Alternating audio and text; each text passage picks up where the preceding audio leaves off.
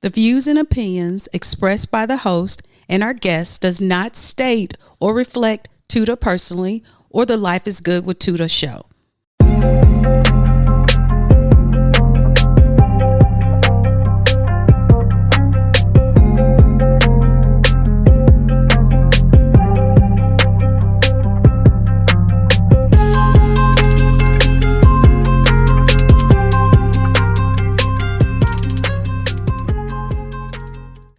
Hello. Welcome to Life is Good with Tuda. I have a very special guest today, and I've known him for at least 5 or 6 years. I would say about that. About that. And so I am so thankful that he took the time out of his day to meet with me about a very, very special and important topic that he and I were talking about in passing.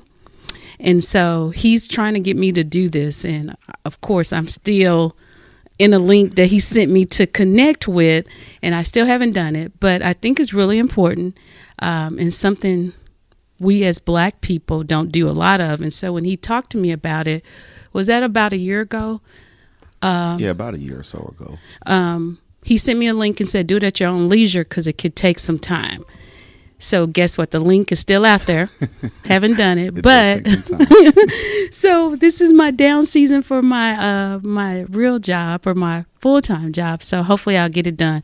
But I'm going to open it up and let him introduce himself and tell us why he's here today and what's going on this week that's very important that he mentioned to me in passing. That's a kickoff this week. Yes. And I want him to share it with our listeners and be able to tell us why it's important and why we should do it. And then just tell us easier ways to do it, what you would suggest for someone that say it takes too much time, it costs too much money. Okay? Yeah. Let's go. No, that sounds great. Okay, well, hi guys. My name is Hector Faulk. I'm actually an estate planning attorney and a work colleague of Veronica's. Yes. And we worked together, like Veronica said, for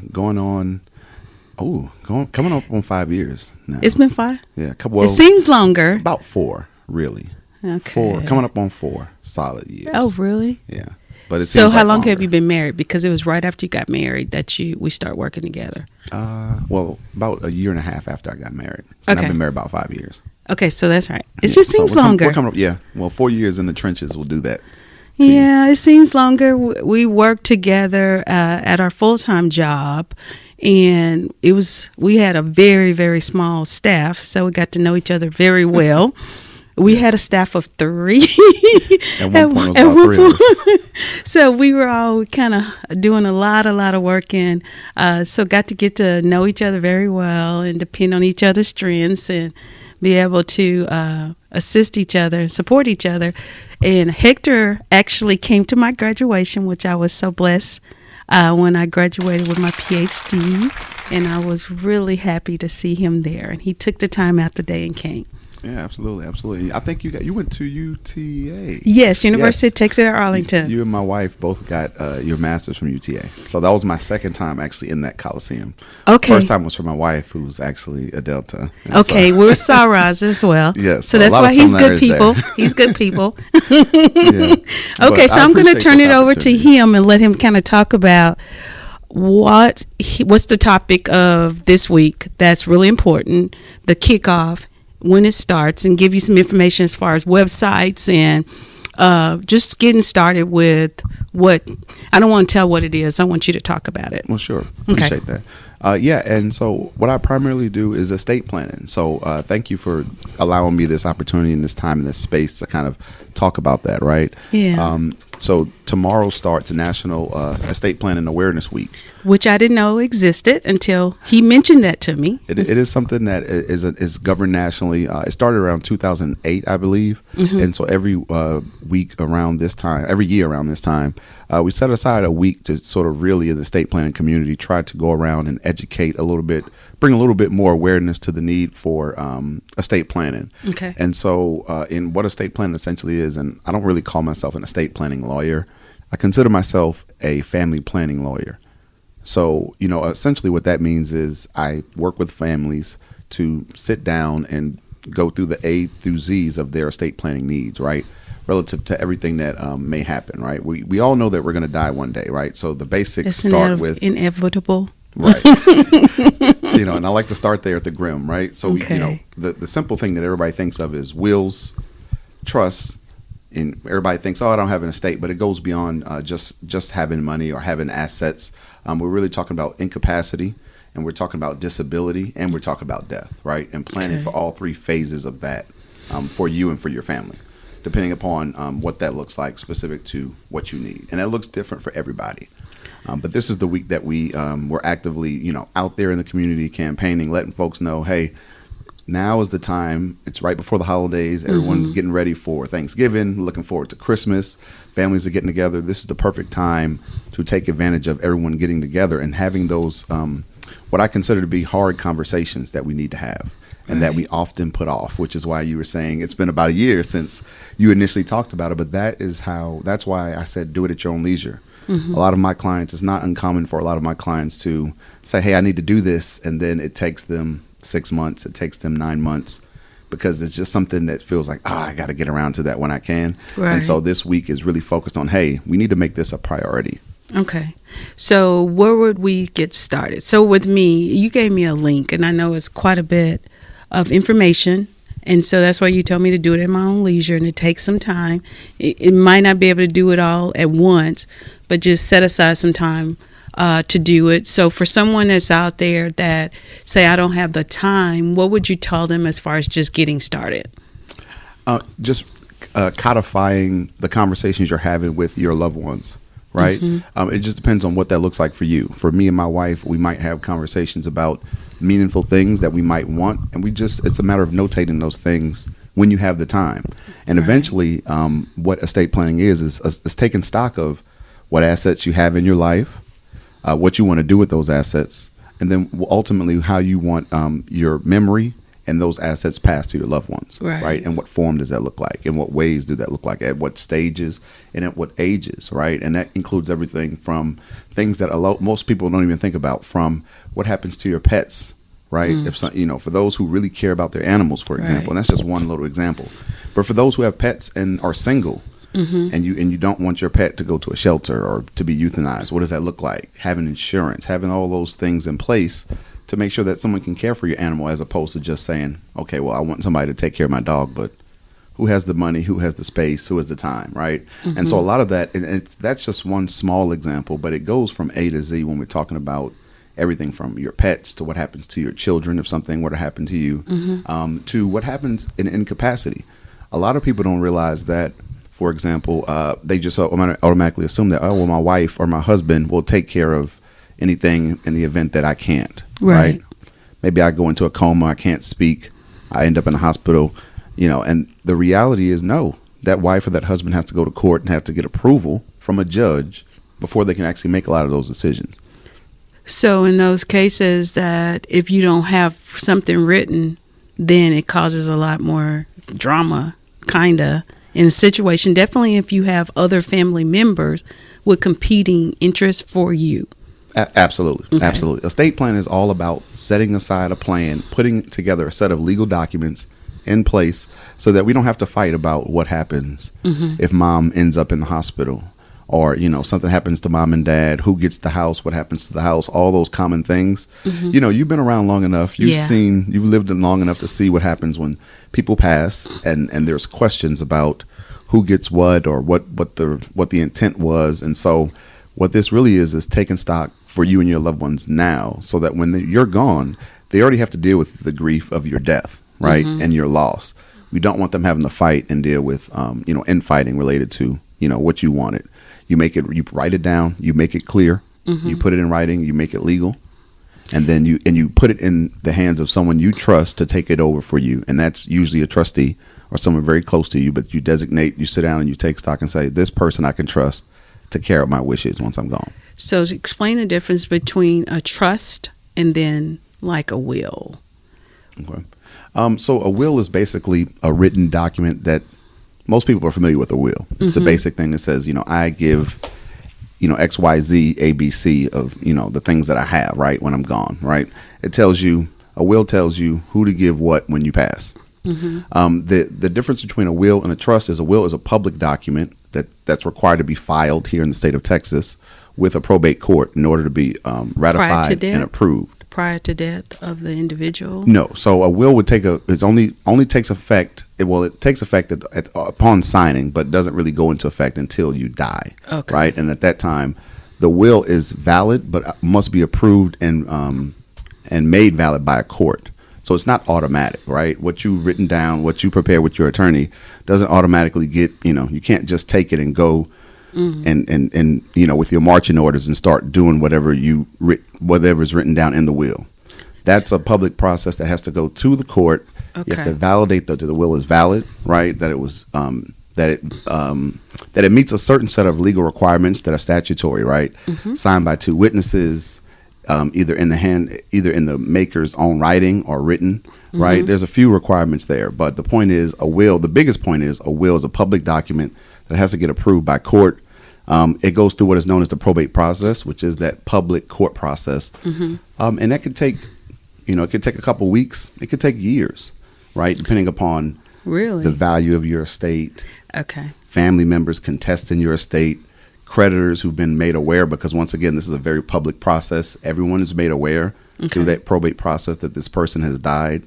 And so the difference between that and a trust is a private thing. It's what you see a lot of wealthy people use, which is why, for example, we don't really know. For example, we saw the Queen of England recently pass, but we don't really know what's in that family's wealth, right? Because it's all contained in the trust. And so that's the difference. Where is the trust held? It's held with the attorney at that point? Often, but you can think of a trust as sort of a legal box, right? Okay. So think of this box, and a trust is essentially a legal set of tools, a legal box where you put your assets into the box so that you take ownership outside of your name, so that when you die, you don't actually own anything. And then there's no need to go through that probate process. Oh. Everything is passed. Okay. Upon death, everything gets passed according to that trust and those sets of documents and instructions to that trustee, to that trusted individual that you've designated to handle your affairs. Do you recommend one over the other? It really, not really. Okay. The gold standard, as far as me and my company and my business, is a trust, but it really depends on your situation. If you're single, you don't have any children, you don't have any long-term relationships or assets or things like that to give away, a simple will might be the way for you to go. Okay. Generally, if you're married, if you have children, if you own assets, if you have a house, put it in a trust. Then a trust is what we recommend, because it's going to allow for all of that to happen outside of that private process. And then, like we talked about, we work with you. It could take you 6 months for you to sit down and figure all that out. But the idea is that by the time you finish and you put that plan in place, you can, you've taken the time now to figure it out. Right.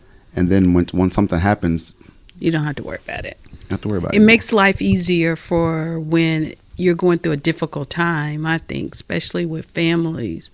And I'm sure you've experienced that, and I've seen it and experienced that. Once that happens, like the gloves are off sometimes, and you're thinking, what is going on? And so I think sounds like the trust is like it's already taken care of. It's out of that person's. They don't own it. It's out here. Now, do you have an executor of the trust? Yeah, typically called a trustee or an executor, right, of the estate. Whichever executor is usually dealing with somebody appointed by the court, right, through that probate process. Because the court is ultimately going to appoint somebody, right? But the difference is, I tell all my clients, if you don't have a plan, the state, don't you worry. The state has a plan for you, right? It's statutory. They're going to give it to your closest relatives, to your closest kin in a certain order. It doesn't matter what you decided. It doesn't matter what your situation is with family. We both lived long enough to know that you're not always close with family, right? Depending upon what time, you may not always. There are certain friends of mine who become more family than some of my actual blood relatives, right? And so for me, it's about making sure that those lines are clear from the beginning. Yeah. And you want to be able to make sure you pick someone that you can trust. It's the hardest thing you have to do. For me, I'm lucky enough to have one person, everybody has, I think, at least that one go-to person. That's usually who you start off with. That might be your spouse, right? Okay. If you're a married couple, that's usually you name vice versa, right? I name my wife as my trustee. She names me as her trustee. If something happens to one of us, the other one automatically picks up the slack, right? That's how it's designated. For me, I have a best friend who's my second in command, right? And so if something happens to me and my wife, for us, we have my best friend. He's designated to take care of So you already everything. have yours? Oh, yeah, we have our trust and our will. So you're set on up. it. You're on it. Well, I can't. I got to sort of practice what I preach. And it took me a while, which is why I don't get on anyone who's delayed about estate planning. I'm going to do it this off season. Because it's something that, listen, as long as we're living, as long as we're healthy, as long as we're able to communicate, it's not a big deal. Right. But the issue is, and one of the things, the biggest thing I like to stress is think about what the sort of headache you're saving those people who care about you the most. Right. Especially for another good example is that a lot of people don't recognize is, and I love to see it when I sit down with a client or really a married couple is, hey, life support. What happens if something happens to you and the doctor says we've done everything we can? What does that look like? Do you want to stay on life support for 3 days, 7 days? Do you want to be on as long as possible? And what's an interesting thing is you find that individuals, right, even a married couple, but individuals have different preferences. Right. Maybe I want you to hold out hope. Yeah. and see what the Lord gonna do. Hold on. Okay. Yeah. So it's very interesting, but that's another good example of how people have to have hard conversations about, okay, what makes sense, right? And it's often, I had a husband said, oh, I trust my wife. And then we sat down for a session and she said, oh, 3 days. And he said, 3 days? That's how you gonna give me? That's exactly what he said. That's all I got. What if the Lord decided to move in 7 days? So wow. They were able to come, upon a mutual 14-day agreement. Communication sounds like it's real huge through this process. Oh, and making sure you communicate with your spouse and not have unfair expectations or assumptions after the fact. Yeah. And a lot of people think it's just a collection of documents, but all the meat and potatoes is what we're talking about now, which is talking through hard decisions, family planning.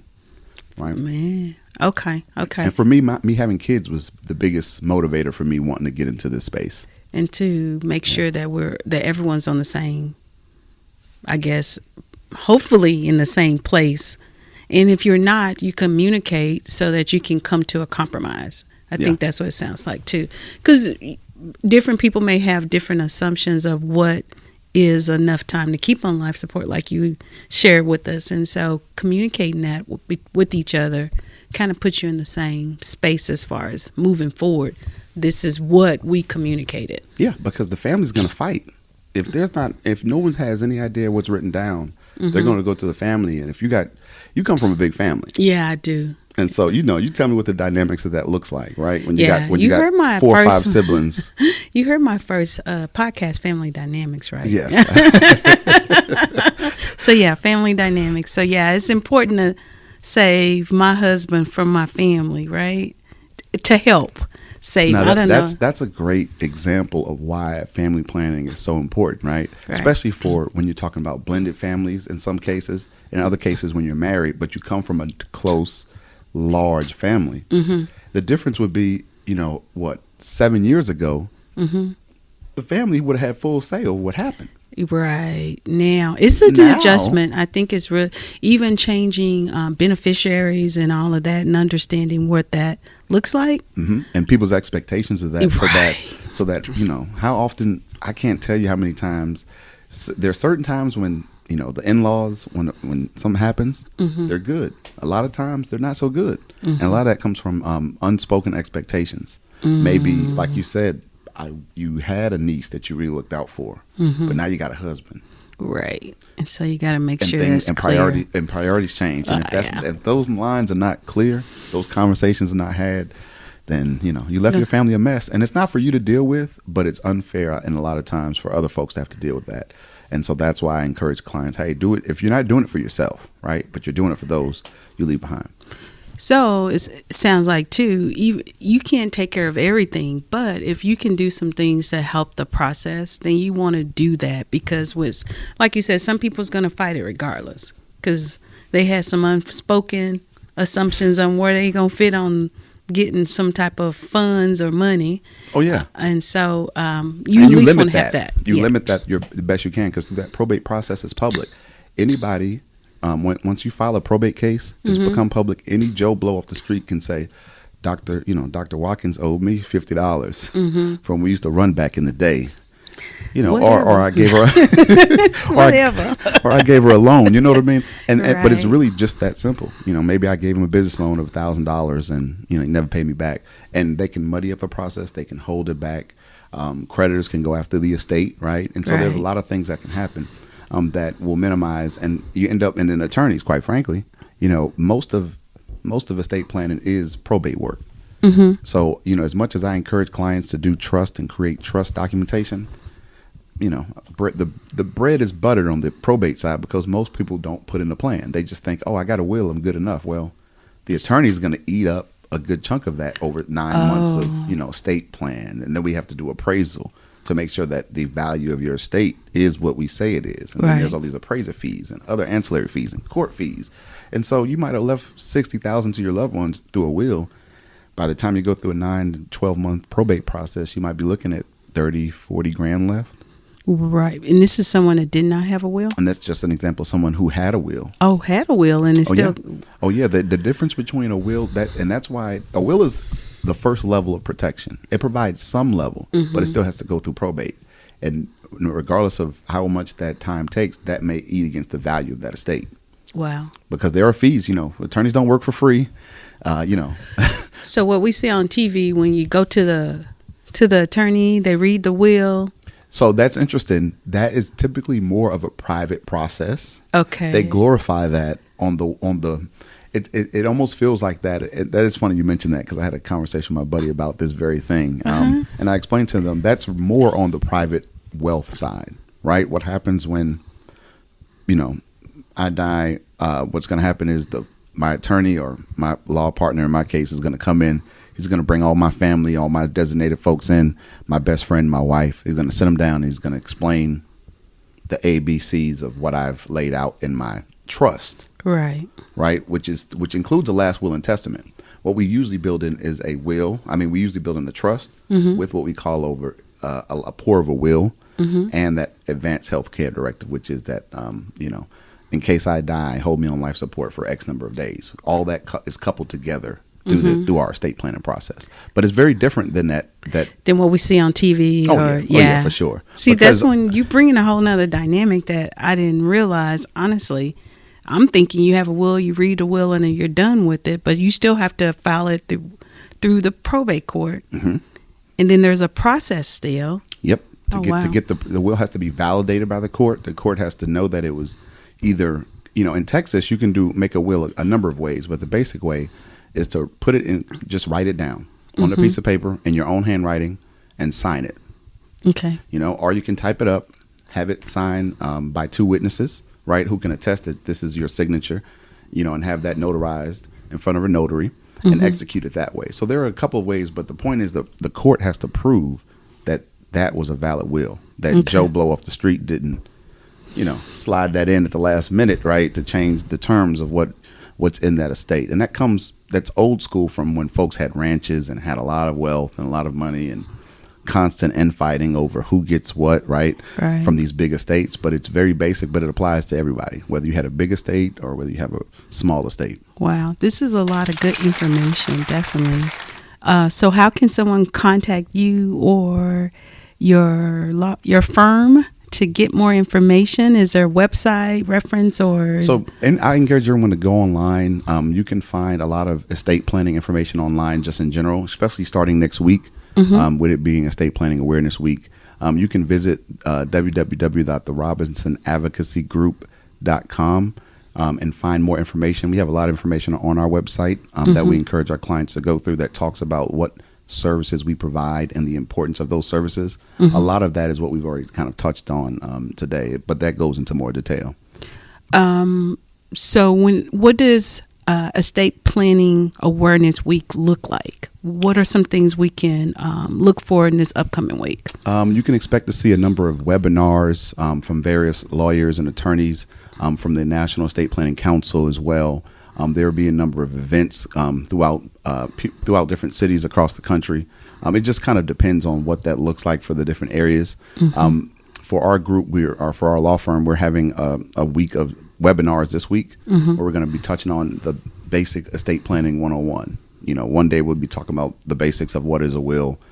Another day we'll be talking about what goes into a trust. We'll be talking about general powers of attorney, et cetera, so that we can go, through. The idea for us is to go from start at A, go through Z, and kind of give the general public a brief introduction to what we kind of do, with our clients one-on-one. And that includes everything from, like I said, your pet's instructions to your memorial.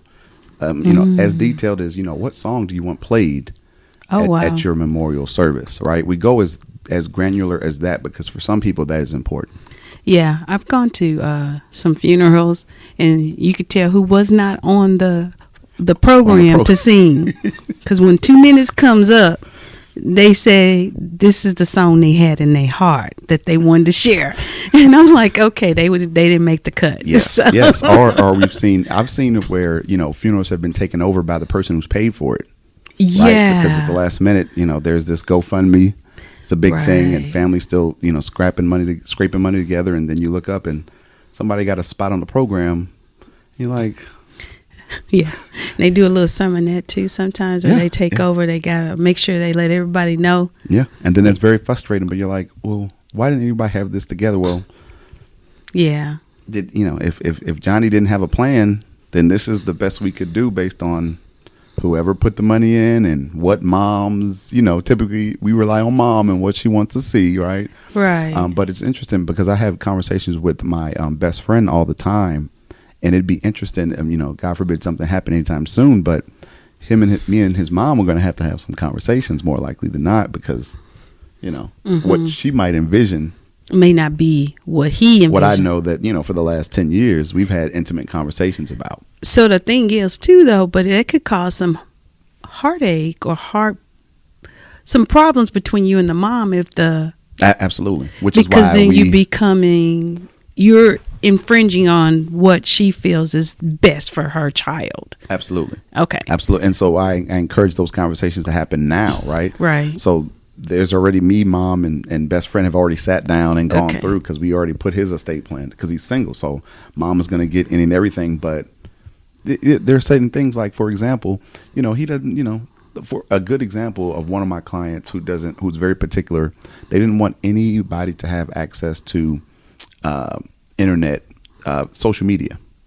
Do you know how when someone dies now, their social media might turn into a remembering page or something like that? You might see angel wings. A picture might go up with wings in the background. Remember, I had a client who just did not want that, and his wife was so adamant about that, right? But on an individual basis, I had to work with this couple. Wow. And had to make sure that all his digital asset rights were cut off. That's deep right there. Whereas, and it's very interesting, but those are the sort of unique intricacies that we help families work through for their estate planning, purposes. So what is that called again? Digital, what we call digital assets. Digital assets. As we've moved into this new world and more of our life has moved online, you become to find that most people know each other through social media. Right. And through those worlds that we create. And so the question is, who gets control of my online world? And I never thought about that, like the Facebook's social media presence,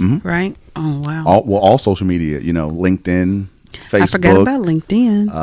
All of those things. What happens to those? Who gets control of them? So do you delete them? Do you shut them down? Do you erase them? Mm-hmm. We maybe you turn into a remembering page. Maybe you don't. All those things we work with the clients and ask those basic questions, and it seems like it's very simple, but we have to ask, right? So we make sure we touch on it. And what we often find is people have never thought about these things. Right.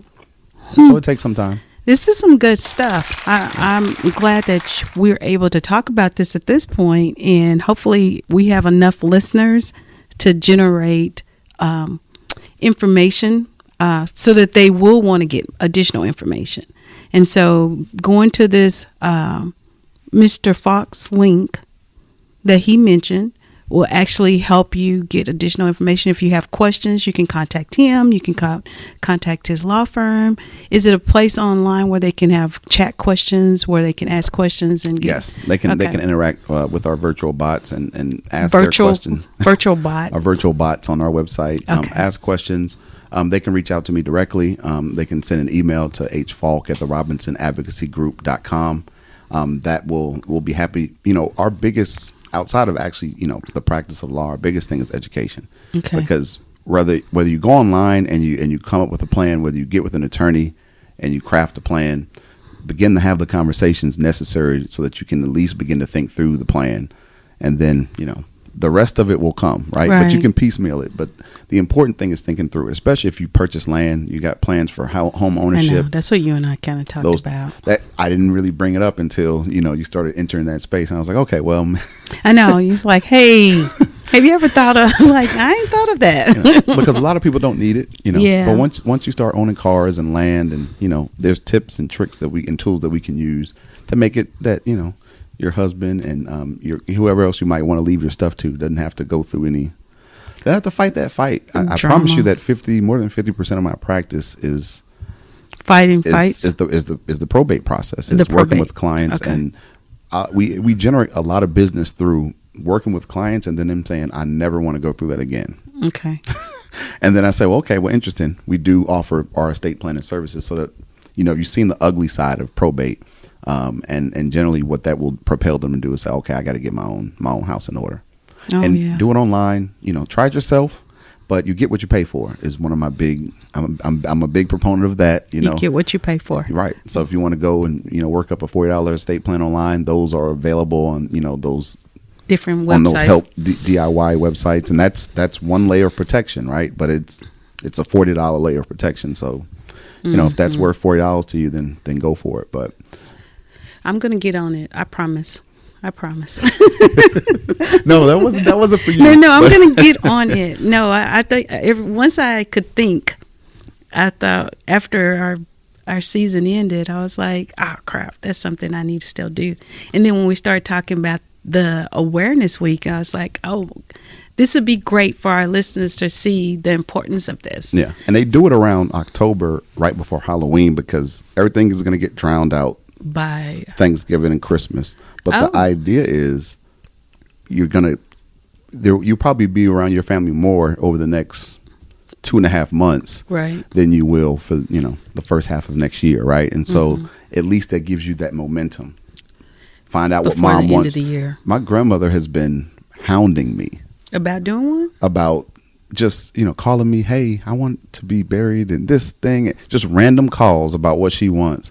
And for a while, it was giving me anxiety because I don't want to think about have a special relationship with my grandmother. And so that's not a thought I need to have. But that's the personal non-attorney side of me, kicking in. But the reality is she's doing exactly what we need to do, which is I don't want to fight my uncles over burying what their mother wants because me and my grandmother talk every day. Right. Right. And so I told her we're going to have to write something down so that you'll have it. Yeah, because I don't want to fight.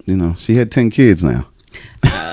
You understand, good. Right? Yeah. And so, I got uncles who are going to want to come in aggressive and put mom and do grand send off. And I'm like, well, that's not what she wanted. That's not what she wanted. And, this is what she wanted here. And let's honor those that. Wishes. Yeah. So that's important. Yeah, I think so. At least to me it is. And so having that balance is, and so I'm just, for me, the personal side, having kids, leaning more into my family, getting a little older, has made this a passion of mine, estate planning. I can tell that this is something that you're really passionate about, which is really, really good. And that's the reason I wanted to have you on. So I thank you for coming by Life is Good with Tudor. Okay. Thank you for having me. This is fantastic. I know. You sound like so good. You are. Okay. We're going to take a short break and we'll be right back with our guest on the Life is Good with Tudor show.